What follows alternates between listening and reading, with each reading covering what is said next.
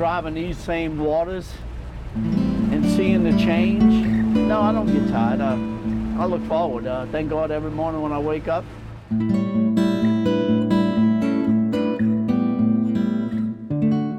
This is the only one he made like this. But how many did he make from the copy of it? Doogie Robin, at almost 90 years old, proudly wears an oyster dipped in gold around his neck. So this is a real oyster? That's a real oyster. To him, a symbol of his special connection to the seafood industry. Been fishermen all our lives. I think they go back to some of the first fishermen that ever hit this town. They have a long and very colorful history. Looking back at the price of things, I'll fish crab for a penny a pound. A penny a pound. The Robins are one of the founding families of St. Bernard Parish. Historians trace the family's roots in Lower St. Bernard to around 1780. First, they moved to Shell Beach, and after length of time, then they moved to Wycliffe. From the beginning, they lived along the water, and fishing became their way of life. You realize we're probably 6 generations now into this industry. By the end of the 19th century, the Robins supplied markets and restaurants in New Orleans with the seafood that would later make the city famous for its cuisine. In 1947, Doogie started Robin Seafood, dealing in oysters. I took my daddy in and Ronald. And then after that, I bought another place out, and that's when I took the rest of my brothers in. Today, his sons and grandchildren run the business.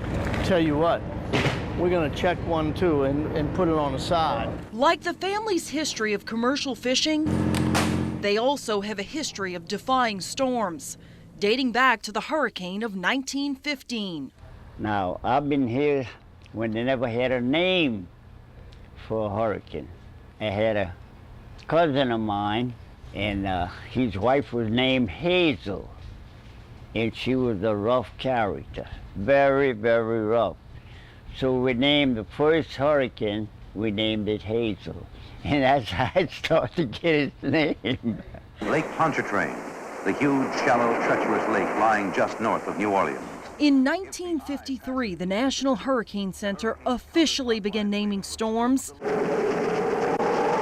And each one that affected St. Bernard, Doogie was there to see it. I have never left from here from the hurricane. When the weather got bad, they moved out, just moved to higher ground, brought their equipment into higher ground. And that's a tradition, they always wrote it out. They would just get on their boats because they lived down the bayous down here. So they'd load all the family in the boat and go to where there was a ridge and tie the boats to the trees, and that's where they would ride it out. On August 28th of 2005, one day before Hurricane Katrina made landfall, the National Weather Service issued a bulletin stating, "Powerful hurricane with unprecedented strength."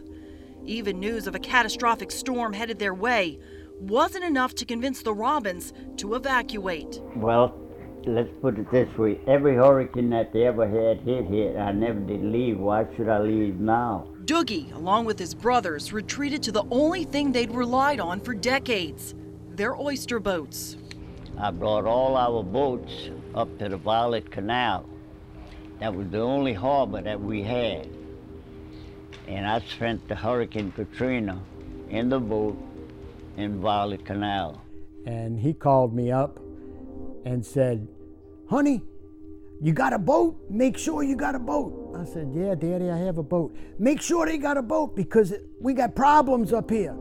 I don't know what's going on. They got water coming up." The levees broke and water began pouring into the parish. And I seen it coming down the Violet Canal. I knew the levee had broke because they had the swell, I'd say about 5 or 6 feet high, coming down the Violet Canal, coming to where our boats was.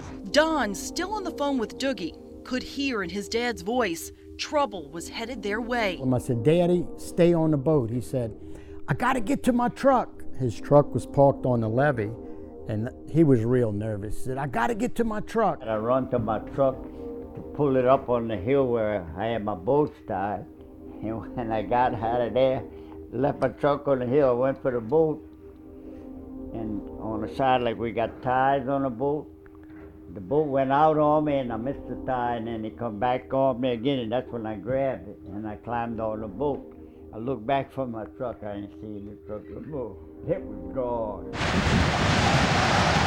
The flooding had just begun. For hours, pounding rain and intense wind ravaged St. Bernard Parish. Nearly every structure flooded, killing 163 people and stranding hundreds more on their rooftops. The Robins not only survived the storm, but they helped rescue so many in the days after it passed. Nearly 3 weeks later, the water receded and reality set in. The canals were full of debris and homes and cars and power poles. We went to our building where we knew, and we walked around puzzled, like what happened? Or what we're gonna do? There was nothing left. And where did it go? We don't know. The Robins admit they were worried about the future. So when we come back, the brothers, we sat together and we said, what shall we do? We don't have a business, we don't have nothing. But we do have the backbone what our fathers and our grandpas gave us. Knowledge how to start all over. With that, and that's what we did. Of the 7 oyster boats in their fleet, they had to rebuild 3 of them. Now, 10 years later, a brand new boat, the Lady Robin, is being added to their dynasty. It replaces their first boat, the Big Bad John, named after Doogie's father. The Big Bad John was a turnkey, was $50,000.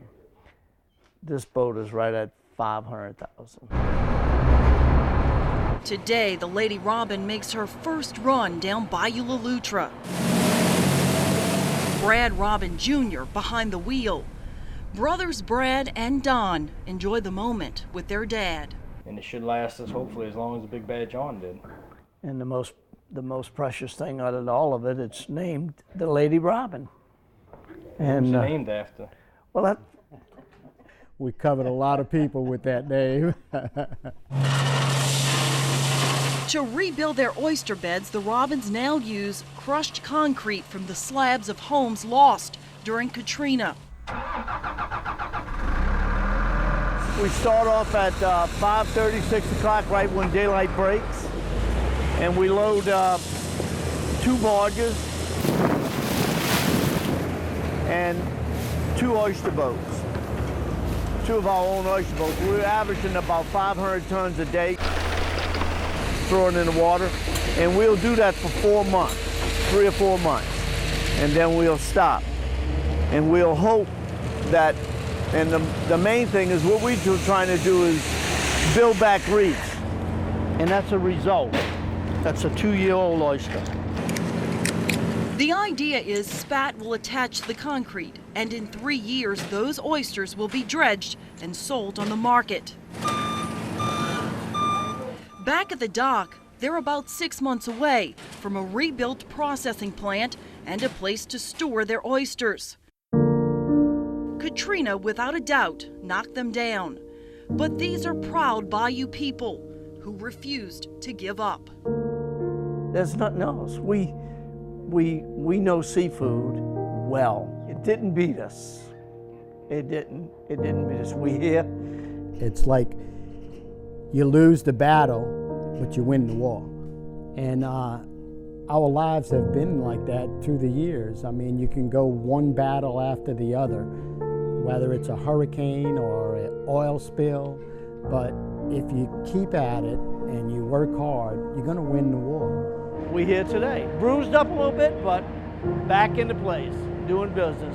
In Wyclosky, I'm Natasha Robin.